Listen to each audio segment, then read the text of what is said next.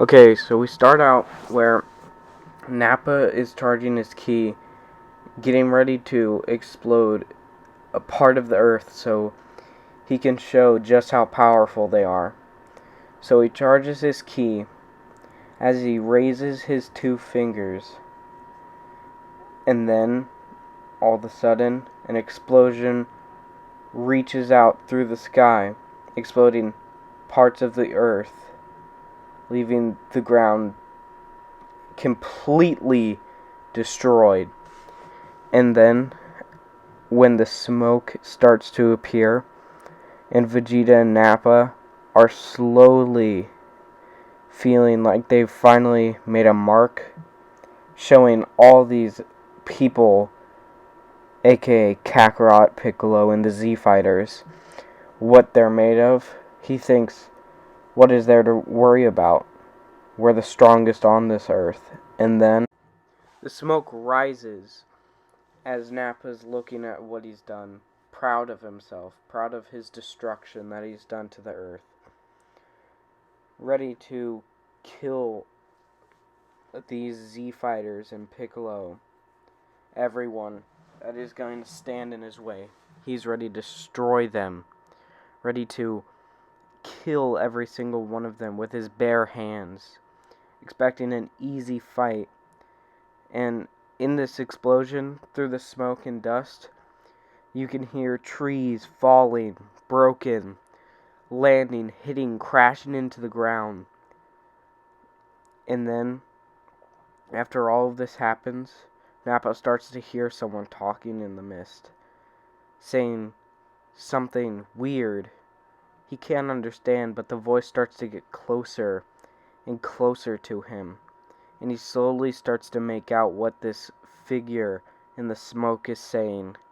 And it is, he hears a voice slowly say, "You fool! I am the Lorax, and I speak for the trees."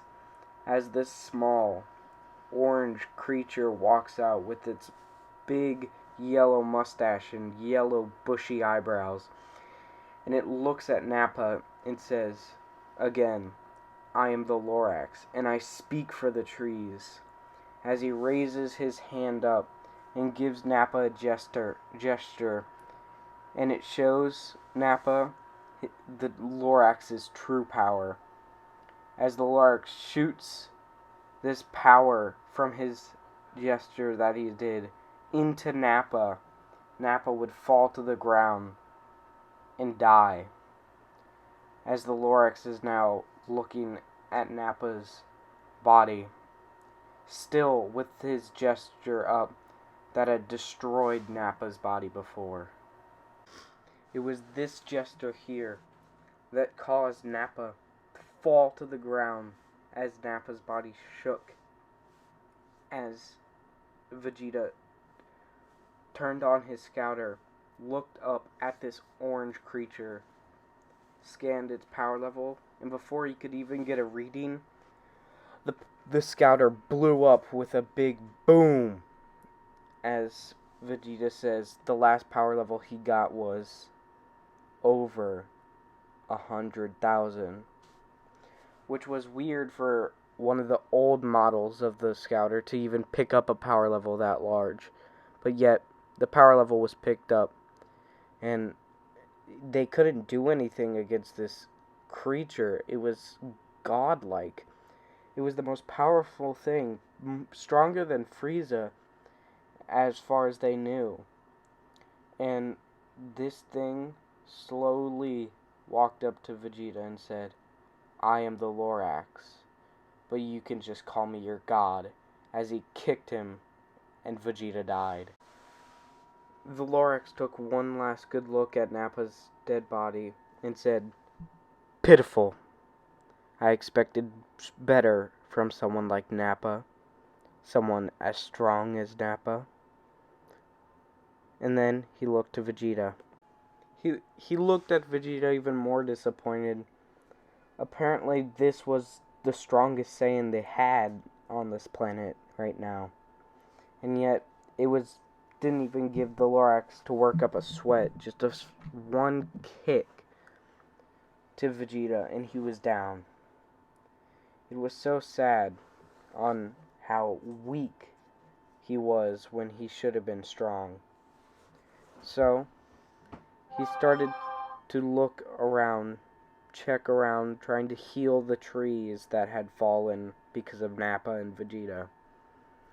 And after he decided he had no purpose here, he was gonna leave. But that's when people stopped him. It was the Z Fighters asking, this is the two Saiyans that were supposed to arrive. Why are they dead? Who defeated them? And the Lorax just pointed to himself. The Z Fighters looked at the Lorax with a dumbfounded look, kind of angry, kind of scared, asking themselves, how did this creature defeat Vegeta and Nappa, the two Saiyans that were supposed to be stronger than everyone here? How did he just defeat them? And it looked like the Lorax didn't even have a scratch on him.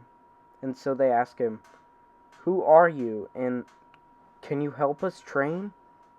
And how did you defeat them? He just said the same thing over and over again. As I said before to these two Saiyans, I am the Lorax and I speak for the trees. If you would like to learn my ways, that is for another day. Until then, goodbye. And the Lorax disappears.